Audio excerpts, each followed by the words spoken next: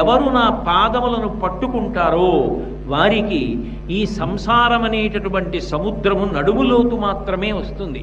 వాళ్ళు ఈ సంసారమన్న సముద్రంలో మునిగిపోయి మళ్ళీ పుట్టి మళ్ళీ చచ్చి జనన మరణ చక్రమనందు అదే పనిగా తిరగవలసినటువంటి అగత్యము నుండి విడుదల పొందుతారని చెప్పడానికి వామహస్తంబు కటిభాగమున నుంచి చూపరులకు సంకేతించుచుండ, అలా ఉండమని ఎవరూ చెప్పలేదని, విగ్రహం కాదు, సాక్షాత్తు స్వామి ఇలా పెట్టి చూపిస్తున్నాడు. పైగా ఇలా పెడితే ఏదైనా నేను ఇస్తాను, బెంగపెట్టుకోవద్దని.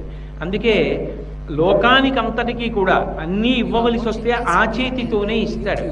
అందుకే అభిషేకం చేసినప్పుడు ఆ చేతి మించి పడిన పదార్థాన్ని పట్టి తీర్థంగా ఇస్తూ ఉంటారు.